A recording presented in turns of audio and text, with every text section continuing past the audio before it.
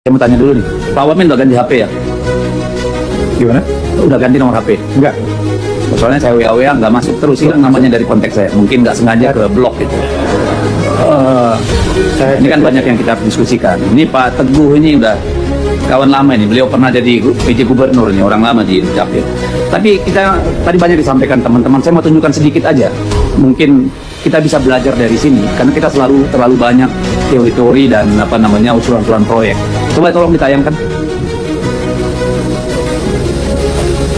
Triliun buat bikin eKTP, ada chipnya, ada biometriknya, tapi fungsinya apa sampai hari ini? Di fotokopi. Sementara Malaysia pakai kartu yang sama, namanya MyCard, tapi buat ngatur subsidi BBM. Rakyat Malaysia tinggal tap MyCard di pom bensin, sistemnya langsung cek identitas, ngecek kuotanya, dan kasih harga subsidinya otomatis. RON 95 harganya cuma 1,99 ringgit per liter, sekitar 7.200. Nggak perlu antri, nggak perlu surat keterangan, nggak perlu aplikasi, nggak perlu fotokopi KTP, nggak perlu daftar. Sistemnya simple, MyCard masuk ke reader, connect ke database pemerintah, verifikasi dalam hitungan detik. Tiap warga dapat kuota 200 liter per bulan. Kalau kita lewat kuotanya, kita bayar harga biasa. Gak ada yang bisa menyalahgunakan. Bahkan kalau ketahuan curang, kuota kalian di MyCard itu langsung diblokir. Gak bisa ngisi BBM subsidi lagi. Buat kendaraan logistik di Malaysia, mereka punya fleet card, kuota diesel digital per perusahaan. Hasilnya pemerintah Malaysia hemat 600 juta ringgit per bulan. Penjualan diesel bersubsidi turun 30%. Penyelundupan langsung kedeteksi. Sekarang kita balik ke Indonesia, iKTP kita itu punya chip NFC, punya data biometrik. Teknologinya sama kayak MyCard di Malaysia, tapi kita pakai buat apa? Fotokopi buat buka rekening, fotokopi buat daftar SIM, fotokopi buat daftar BPJS. Padahal chipnya bisa dipakai langsung loh itu loh. 12,4 juta rakyat Malaysia udah pakai sistem ini dalam hitungan bulan. Indonesia, kita udah punya eKTP dari 2011, 15 tahun, dan chipnya belum dipakai buat apa-apa yang meaningful. Masalahnya ini bukan teknologi. Teknologinya tuh udah ada di situ di KTP kita semua. Masalahnya ini political will aja, dan itu yang harus kita tuntut sebagai masyarakat.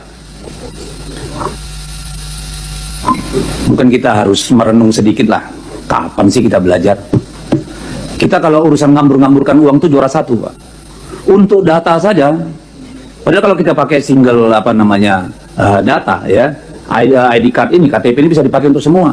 Ini Pertamina keluar uang bikin data sendiri untuk subsidi, ya, nggak menyelesaikan persoalan itu, banyak persoalan di sana. KPU keluarkan uang untuk data pemilih, triliun-triliun nih semua urusannya ini, ya.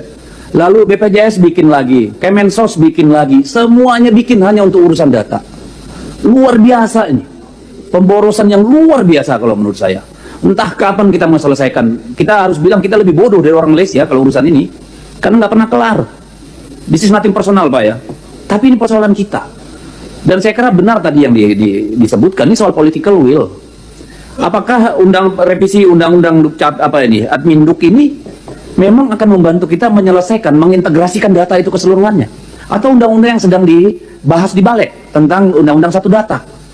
Karena bukan kekurangan, kelebihan kita di negara ini dalam urusan pemerintahan adalah semua hanya mikir urusannya, bukan tanggung jawabnya, urusannya. Hanya bagaimana kewenangan itu tetap ada, tapi nggak pernah menyelesaikan masalah. Semua berebut kewenangan, berebut urusan, ujung-ujungnya kickback. Ini yang sering jadi problem, redundancy terus terjadi. Untuk soal data ini, triliunan kita buang tuh tiap tahun. Padahal BRI punya data nasabah misalnya, dan lain-lain lah. Juga tadi rumitnya, kita punya KTP, udah pakai chip, apa-apa urusan harus pakai fotokopi lagi. Ditanya lagi kakak, ditanya lagi surat lahir, ditanya lagi kalau kami ini surat baptis, mampus kita.